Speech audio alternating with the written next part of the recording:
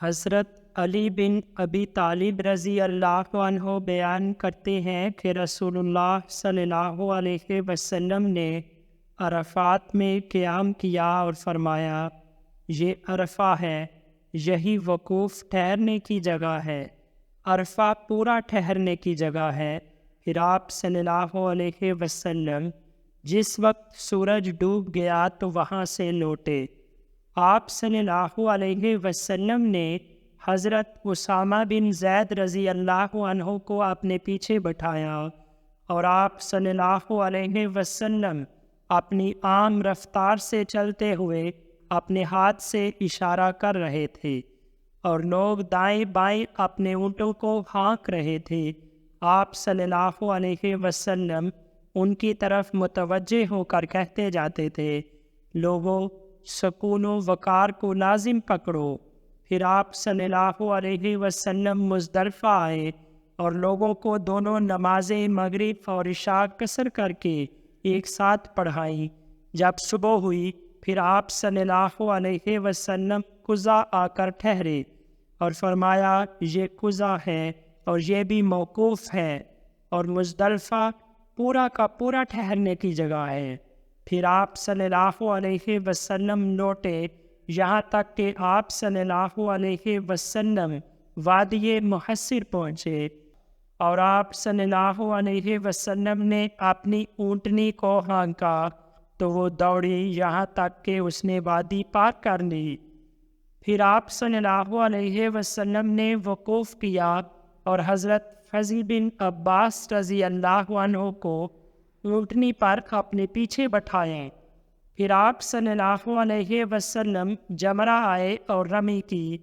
پھر قربانی کی جگہ پر آئے اور فرمایا، یہ منحر ہے اور مینا پورا کا پورا منحر قربانی کرنے کی جگہ ہے۔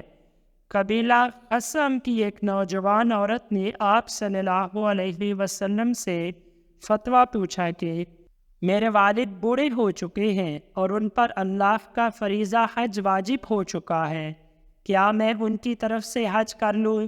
آپ صلی اللہ علیہ وسلم نے فرمایا، ہاں، اپنے باپ کی طرف سے حج کر لو۔ حضرت علی رضی اللہ عنہ کہتے ہیں، آپ صلی اللہ علیہ وسلم نے حضرت فضل کی گردن دوسری طرف پھیر دی۔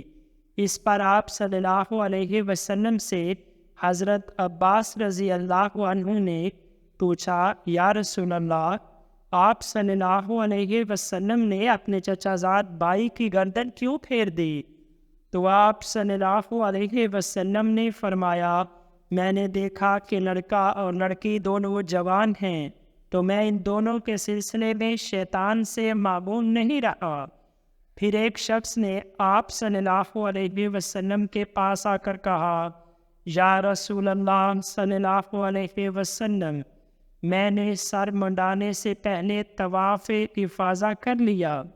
آپ صلی اللہ علیہ وسلم نے فرمایا، سر منڈوا لو، بال کتروا لو، کوئی حرج نہیں ہے۔ پھر ایک دوسرے شخص نے آ کر کہا، یا رسول اللہ صلی اللہ علیہ وسلم، میں نے رمی کرنے سے پہلے قربانی کر لی۔ آپ صلی اللہ علیہ وسلم نے فرمایا، رمی کر لو، کوئی حرج نہیں۔ پھر آپ صلی اللہ علیہ وسلم بیت اللہ آئے اور اس کا طواف کیا۔ پھر زمزم پر آئے اور فرمایا، اے بنی عبد المطلب، اگر یہ اندیشہ نہ ہوتا کہ لوگ تمہیں مغلوب کر دیں گے تو میں بھی تمہارے ساتھ پانی کھینچتا اور لوگوں کو پلاتا۔ اگلی حدیث میں یہ الفاظ بھی ہیں کہ آپ صلی اللہ علیہ وسلم نے انہیں ایسی کنکریوں سے رمی کرنے کا حکم دیا جو 2 انگلیوں میں پکڑی جا سکیں، اور فرمایا، شاید میں اس سال کے بعد تمہیں نہ دیکھ سکوں۔